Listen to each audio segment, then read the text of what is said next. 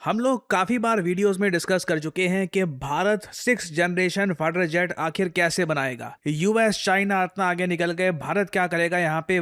Finally इसका answer बनते हुए दिख रहा है। रिसेंटली ये बात सामने आई कि केंद्र सरकार ने एक ऑफिशियल इंटरेस्ट शो किया है फ्रांस के FCAS प्रोजेक्ट के बारे में। और अगेन मैं यहाँ पर एक बात बोल दूं, इमीडिएटली ये बात समझना बहुत इंपॉर्टेंट है। ये कुछ ऐसा नहीं है कि फ्रांस 6 जनरेशन फाइटर जेट बना रहा है और भारत यहाँ पर कहेगा चलो हम भी पैसा यहाँ पे डाल देते हैं, मिलके ये जेट बनाते हैं और बस एक फाइटर जेट भारत को मिल जाएगा। नहीं, ये इससे बहुत बड़ा है।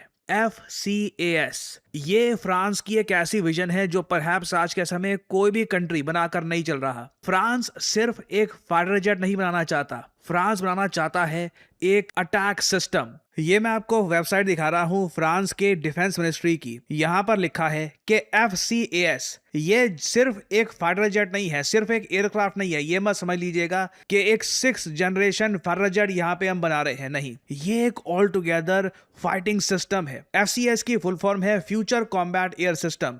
और यहां पे वैसे लिखा हुआ है, इधर आप पढ़ोगे कि इसको बनाया जा रहा है जर्मनी और स्पेन के साथ। मगर पिछले कुछ हफ्तों में एक डेवलपमेंट ये हुई है कि जर्मनी इस प्रोजेक्ट से निकल गया है। यहां पर आप देख पाओगे जर्मनी ने इनिशियली कहा कि बिल्कुल रशिया से लड़ने के लिए हम एक फाइटर जेट प्रोग्राम पे काम करेंगे, FCAS बनाएंगे वगैरह। मगर सरप्राइजिंगली बिना कोई प्रॉपर वजह बताए जर्मनी ने अचानक से FCAS फाइटर जेट सिस्टम से खुद को अलग कर लिया। इसके कई रीजन हो सकते हैं। परहैप्स मैं कहूंगा कि बजट रिलेटेड इश्यूज, या परहैप्स मैं ये भी यहाँ पर कहूंगा कि शायद जर्मनी खुद का एक ऑल टुगेदर सिस्टम बनाना चाहता है।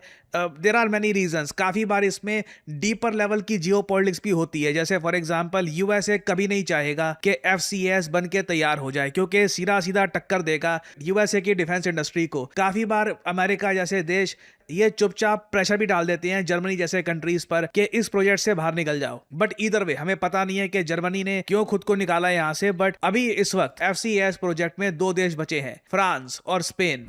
और जर्मनी के निकलने के बाद ही फ्रांस ने यहां पे अपना इंटरेस्ट शो किया है। मैं सरप्राइज नहीं होऊंगा कि इनिशियली कॉल फ्रांस की तरफ से आई होगी भारत को कि आप अगर इस मेगा प्रोजेक्ट का पार्ट बनना चाहते हैं तो आप यहां पर आकर देख सकते हैं कि हमारी विजन क्या है। अभी देखो, आप अगर मुझसे पूछोगे कि इसमें कॉस्ट क्या आएगी, कॉस्ट किस तरीके से डिस्ट्रीब्यूट होगी, ये अभी तक डिसाइड नहीं किया गया है। क्योंकि भारत की पार्टिसिपेशन किस लेवल की होगी, क्या ट्रांसफर ऑफ टेक्नोलॉजी यहां पर होगा, वी डोंट इवन नो। अभी के लिए हमको ये बताए कि फ्रांस की विजन ये है कि सिर्फ एक फाइटर जेट अटैक नहीं करेगा। इमेजिन करके देखिए, एक बार को विजन बनाइए कि साल 2035 है, रशिया ने आक्रमण कर दिया है फ्रांस पर। रशिया के फाइटर जेट्स फ्रांस की तरफ बढ़ रहे हैं, मगर अचानक से रशिया के फाइटर जेट का जो पायलट है वो देखता है कि आसपास उसके ड्रोन्स उड़ रहे हैं।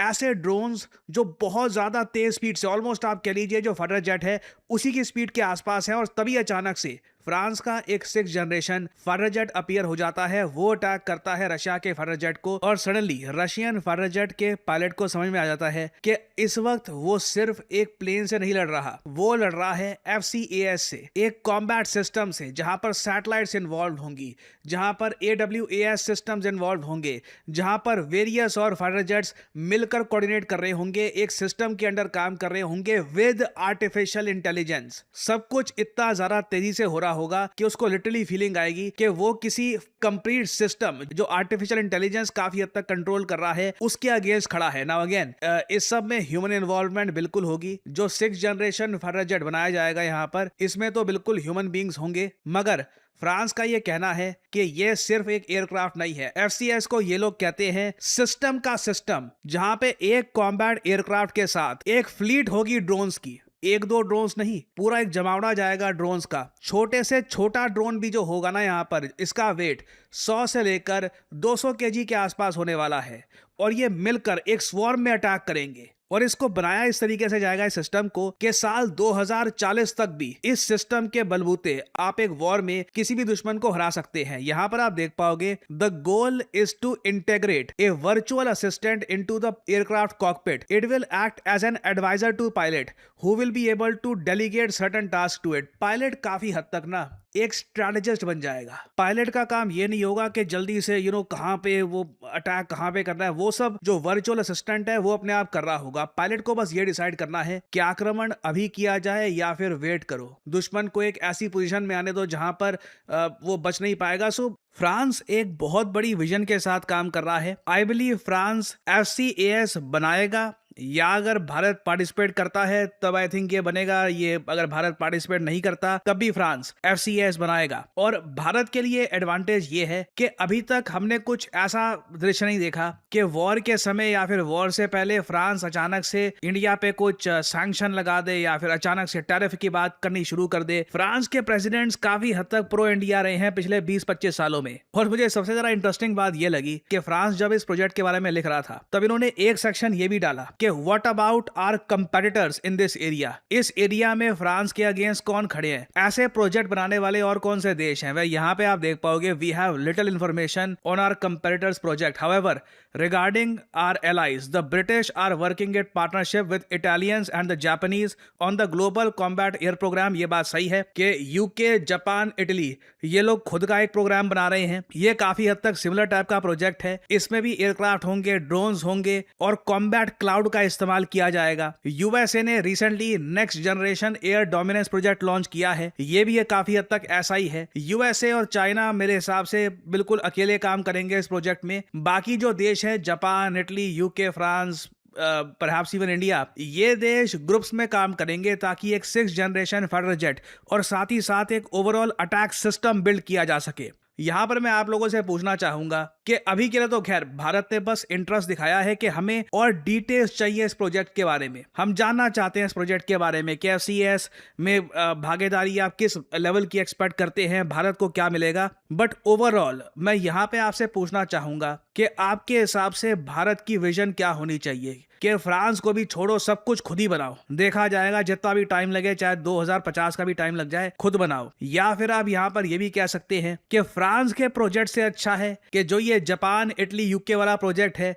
ये ज्वाइन कर लो, ग्लोबल कॉम्बैट एयर प्रोग्राम। या फिर आपका मानना यह है कि राफेल फाइटर जेट के इशू को लेकर फ्रांस ने जिस लेवल की सपोर्ट दिखाई है भारत को, परहैप्स अब समय आ चुका है कि हम डीपर लेवल की इंटीग्रेशन करें फ्रांस के साथ FCAS परचेज करके। अगेन राफेल से भी पहले हम मिराज 2000 जैसे बहुत सारे फाइटर जेट्स परचेज कर चुके हैं फ्रांस से। So this will just be an addition to that. यहाँ पे मैं जानना चाहूंगा आप लोगों का ओपिनियन, आप FCAS के बारे में क्या सोचते हैं, शेयर करिएगा अपने थॉट्स कमेंट सेक्शन में। मैं जानना चाहूंगा आपका ओपिनियन। Career 247 means jobs. हमारे कोर्सेज के बाद कई लोग जॉब प्राप्त कर चुके हैं और इनके टेस्टिमोनियल्स हम आपके साथ लगातार शेयर करते रहते हैं और इन द फ्यूचर भी बहुत सारे और टेस्टिमोनियल्स शेयर करेंगे।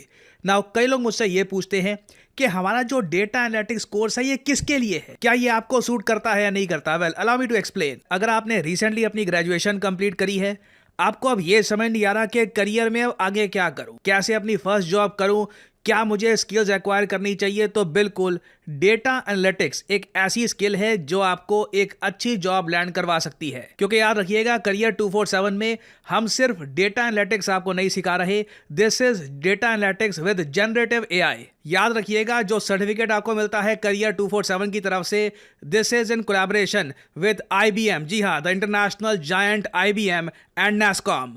तो इन वेरी सिंपल वर्ड्स, अगर आप अपनी ग्रेजुएशन कर भी रहे हैं इस वक्त, आप BA कर रहे हैं, BCom कर रहे हैं, या फिर आप इंजीनियरिंग में कोई ग्रेजुएशन कर रहे हैं, या फिर आप इंजीनियरिंग फील्ड में हैं, डज नॉट मैटर, आप डेटा एनालिटिक्स का कोर्स कर सकते हैं। This will help your resume tremendously. और क्या डेटा एनालिटिक्स सीखने के लिए आपका मैथमेटिक्स बहुत अच्छा होना चाहिए, कोडिंग आनी चाहिए? None of that. आपको अगर बेसिक कंप्यूटर यूज करना आता है तो बिल्कुल ये कोर्स आपको सूट करता है। आपको बेसिक अंडरस्टैंडिंग है मैथमेटिक्स की तो बिल्कुल आप एक अच्छे डेटा एनालिस्ट बन सकते हैं। You can learn the skill. तो ये कोर्स एक्चुअली बहुत से लोगों की हेल्प कर सकता है। चाहे आपकी जॉब ऑलरेडी लग चुकी है, आप खुद को अपस्किल करना चाहते हैं प्रमोशन के लिए या फिर एक बेहतर अपॉर्चुनिटी के लिए किसी और कंपनी में, आप स्टार्टर हैं, पहली जॉब की तलाश कर रहे हैं, for pretty much everyone career 247 data analyst course is a great option. क्योंकि यहाँ पर कोर्स कंप्लीशन के बाद आपको अपना रेज्यूमे कैसे बिल्ड करना है, हम वहाँ पर भी आपकी हेल्प करेंगे, मॉक इंटरव्यूज़ में हेल्प करेंगे, इंटरव्यू प्रिपरेशन आपको देंगे, गिटहब पोर्टफोलियो कैसे आपको बनाना है ये आपको बताया जाएगा। तो आप अगर अपनी जर्नी स्टार्ट करना चाहते हैं in the field of data analytics तो बिल्कुल ज्वाइन करिए ये प्रोग्राम। इस वीडियो के कमेंट सेक्शन में जाइए या फिर डिस्क्रिप्शन सेक्शन में जाइए, वहाँ पे आपको ये लिंक मिल जाएगा। लिंक पर करिए क्लिक, यहाँ पे अपना नाम डालिए, email ID, number, discount code obviously यहाँ पर डालिए PG10, ताकि आपको डिस्काउंटेड प्राइस में ये कोड ऑफर हो और करियर 247 की तरफ से आपको कॉल आएगा। आप ये कोर्स कर सकते हैं purchase. The whole process is very smooth and very easy और आपकी लाइव क्लासेस शुरू हो जाएंगी।